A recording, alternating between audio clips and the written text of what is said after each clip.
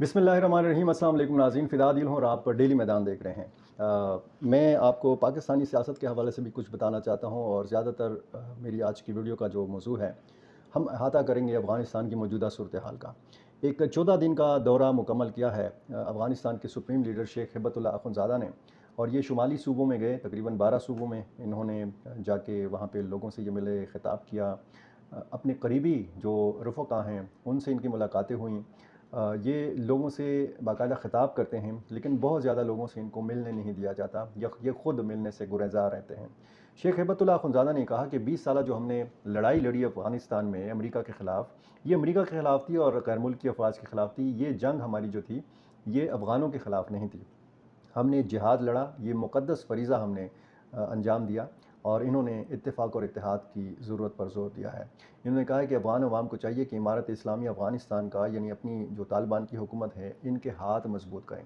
दूसरी तरफ आज का जो मौज़ू है, दिलचस्प जो मौज़ू है, अफ़गान तालिबान को जो मुखालफिन हैं, उन्होंने भी अफ़गान अवाम को ये हिदायत की है, ये उनको इस चीज़ की ज़रूरत पर ज़ोर दिया है कि अफ़गान अवाम को इत्तेहाद और इत्तेहाद का मुज़ाहरा करना चाहिए और अफ़गान तालिबान की हुकूमत के ख़िलाफ़ उठ खड़े होना चाहिए। आपको पता है कि अफ़गान तालिबान के बहुत सारे मुखालफिन भी हैं। इस वक्त जो बाकी सियासी जमातों के लोग हैं, वो बैरून मुल्क हैं। कुछ रहनुमा अफ़गानिस्तान में मौजूद हैं, लेकिन उनका किरदार इस कदर मुअस्सर नहीं है। वो इस तरह आवाज़ नहीं उठा सकते। अफ़गानिस्तान के अंदर उस तरीके की अपोज़िशन भी नहीं है, जिस तरीके से हम अपोज़िशन जमातों की सरगर्मियाँ देखते हैं पाकिस्तान में या दूसरे ममालिक में। तो एक बहुत दिलचस्प तजवीज़ आई है अब्दुल रशीद दोस्तम की जानिब से, वारलाट, और बहुत एक जो है जाना पहचाना नाम है, आपको पता है। ये जुम्बिश मिली पार्टी के सरबराह हैं, नेशनल मूवमेंट पार्टी, और ये अफ़गानिस्तान के साबिक नायब सदर हैं अब्दुल रशीद दोस्तम। इन्होंने कहा है कि तजवीज़ दी है कि तालिबान हुकूमत के जो सियासी मुखालफिन हैं, उनको मुल्क से बाहर हुकूमत कायम करनी चाहिए। यानी ये एक ऐसी हुकूमत होगी जो अफ़गानिस्तान के अंदर नहीं होगी, ये जला वतन हुकूमत होगी। जिस तरह नजीबुल्लाह के दौर में, डॉक्टर नजीब के दौर में हुआ था पेशावर में, पाकिस्तान के अंदर मुजाहिदीन की हुकूमत कायम हुई थी। लेकिन वो तो बाकायदा वहाँ पे गई, बाकायदा उन्होंने वहाँ पे जो है सूरत हाल को देखा। अब यहाँ पे सूरत हाल ये है कि ये जो अफ़गान तालिबान के सियासी मुखालफिन हैं, ये अफ़गानिस्तान नहीं आ सकते। ये अफ़गानिस्तान आ भी सकते हैं। तालिबान हुकूमत कहती है कि हमने तमाम जो अपने सियासी मुखालफिन हैं, उनके लिए आम माफ़ी का ऐलान किया है। बार बार मुख्तलिफ़ वज़रा ये बयान दे चुके हैं कि अफ़गान जो लोग हैं, जो भी हैं, चाहे वो हमारे हामी हैं या हमारे मुखालफिन हैं, वो मुल्क वापस आएँ और अफ़गानिस्तान की तामीर व नौ में अपना किरदार अदा करें। हुकूमत है, ज़ाहिर है, जैसे ही हमें मिली है, तालिबान को मिली है, हुकूमत हमारी है, लेकिन वो मुल्क में आके अपना किरदार अदा करें। लेकिन ये जो सियासी मुखालफिन हैं, ये चाहते हैं कि दुनिया उठ खड़ी हो और अफ़गान तालिबान के ख़िलाफ़ अमली तौर पर कदम उठाएँ। अब ये जो मीटिंग हुई है, ये ऑनलाइन मीटिंग हुई है, जिसमें अब्दुल रशीद दोस्तम और अहमद शाह मसूद के साहबज़ादे अहमद वली मसूद, इन्होंने शिरकत की है। अब्दुल रब रसूल सयाफ़ ने शिरकत की है, साथ साथ मोहम्मद मुहक्किक, और इसी तरह अता मोहम्मद नूर, और मीर रहमान रहमानी, और हज़रत अली मोहम्मद यूनुस क़ानूनी, इन्होंने इस ऑनलाइन मीटिंग में शिरकत की है। इससे पहले कुछ जगहों पे ये सेमिनार्स में जाते रहे हैं, मुख्तलिफ़ इजलासों में शिरकत करते रहे हैं, और तकरीबन इसी किस्म की बातें वो करते हैं तालिबान हुकूमत के ख़िलाफ़। लेकिन ये जो तजवीज़ है, इस पर काफ़ी अब तबसरे हो रहे हैं कि ये कैसे मुमकिन है कि अफ़गान तालिबान के ख़िलाफ़ एक जला वतन हुकूमत जो है वो तश्कील दी जाए। अब इस जला वतन हुकूमत का सरबराह कौन होगा, इसकी कैबिनेट का जो एक तरीक़ेकार है वो क्या होगा, किस तरीके से ये हुकूमत चलाएगा, और ये हुकूमत कैसे चलाएगा। मकसद सिर्फ़ ये हो सकता है इस हुकूमत का कि जला वतन हुकूमत से दुनिया बातचीत करे। दुनिया अगर कोई मुज़ाकरात करना चाहती है, अफ़गान अवाम की भलाई के लिए कोई काम करना चाहती है, अफ़गान अवाम के हवाले से या अफ़गानिस्तान की सरज़मीन के हवाले से कोई फ़ैसला करना चाहती है, या कोई मुआहदा करना चाहती है, तो ये सारे मुआहदे जो हैं इस जला वतन हुकूमत के ज़रिए हों। ये इसका मकसद ये भी है कि दुनिया पे अफ़गान तालिबान के ऊपर प्रेशर डाला जाए और दुनिया को मजबूर किया जाए कि वो इस पे ज़्यादा बात करें। अब इंसानी हुकूक़ के मामलात के हवाले से, ख़वातीन के हुकूक़ के मामलात के हवाले से, और इसी तरह लड़कियों की तालीम के मामलात हों या शरई सज़ाओं के मामलात हों, तो इस पर तो इंसानी हुकूक़ की तंजीमें, यूरोपीय यूनियन, अमरीका, अक़वाम मुत्तहिदा, बाकी जो फ़ोरम्स हैं, ان کی جانب سے جو ہے وہ تنقید سامنے آتی رہتی ہے، لیکن اب شاید یہ پریشر مزید بڑھانا چاہتے ہیں طالبان کے جو سیاسی مخالفین ہیں۔ ممکن کیسے ہے، یہ ہوگا کیسے، یہ آنے والے دنوں میں پتہ چلے گا کہ افغان طالبان کے جو مخالفین ہیں وہ کیا اپنے مقصد میں کامیاب ہو سکیں گے یا نہیں ہو سکیں گے۔ افغان کچھ ذرائع ابلاغ نے یہ خبر دی ہے، اور ایکس کے اوپر کچھ باخبر صحافیوں نے بھی یہ بتایا ہے کہ پاکستان کا ایک وفد جو ہے یہ قندھار پہنچا ہے، اور انہوں نے قندھار کے گورنر ملا شیری اخوند سے ملاقات کی ہے۔ ملا شیری اخوند وہ صاحب ہیں جو کچھ عرصہ پہلے پاکستان کے دورے پر بھی آئے تھے، اور یہاں سے پھر جب گئے تھے مولانا فضل الرحمان تو اس کے بعد وہ آئے تھے غالباً، اور پھر اس کے بعد یہ ایک توقع تھی کہ یہاں سے وفد کا جانا، وہاں سے وفد کا آنا، تو یہ وفود کا تبادلہ جو ہے یہ چل نکلے گا۔ اب یہ جو خبر دی گئی ہے یہ بھی بتایا گیا ہے کہ پاکستانی وفد کی جو ملاقات ہوئی ہے وہ افغانستان پاکستان مشترکہ سرحدی کمیٹی کی باقاعدہ میٹنگز کا حصہ ہے۔ یہ معمول کی ملاقاتیں ہیں، لیکن اگر کچھ غیر معمولی جو واقعات ہوئے ہیں، جو سرحدی مقامات پر جھڑپیں ہوئی ہیں، خصوصاً زازائی میدان کرم کے، یعنی یہاں پاکستانی سائڈ پہ کرم کا علاقہ ہے، ضلع کرم خیبر پختونخوا کا، اور دوسری طرف خوست کا صوبہ ہے، تو یہاں پہ جھڑپیں ہوئی ہیں اور کئی دن تک یہ جھڑپیں جاری ہیں، اس میں جانی نقصان بھی ہوا ہے۔ ان واقعات کے تناظر میں اگر یہ دورہ دیکھا جائے تو یہ انتہائی اہمیت کا حامل دورہ ہے۔ معمول کی اگر یہ ملاقاتیں ہیں، کسی بھی سطح کی ملاقات، کسی بھی سطح کا رابطہ جو ہے یہ خوش آئند ہے۔ اسلام آباد اور کابل کو اسی طریقے سے رابطے کرنے چاہیے۔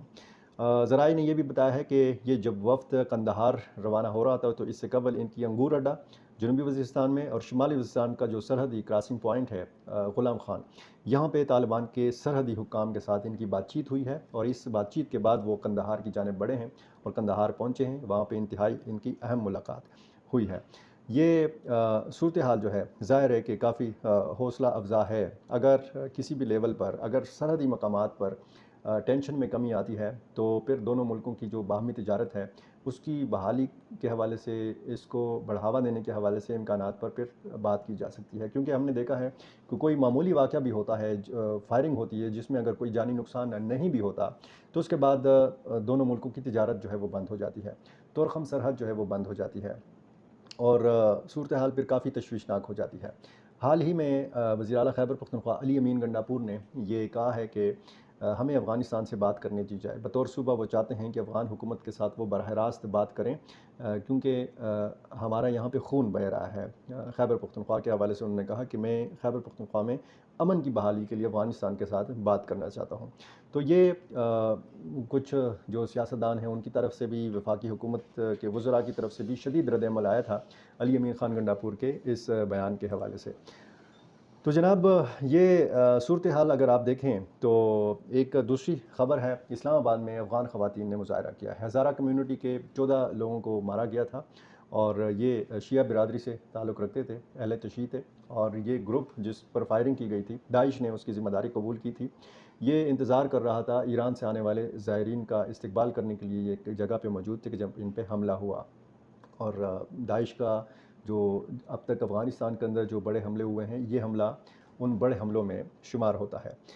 آتے ہیں جناب، تھوڑا مختصر بات کر لیتے ہیں ٹرمپ پر۔ دوسرا جو حملہ ہوا ہے ڈونلڈ ٹرمپ پر، امریکہ کے سابق صدر اور جو صدارتی امیدوار ہیں، مشتبہ شخص جو گرفتار ہوا ہے اس کے حوالے سے دعویٰ کیا گیا ہے کہ یہ افغان جنگجوؤں کو پاکستان کے راستے یوکرین بھیجنا چاہتا تھا روس کے خلاف۔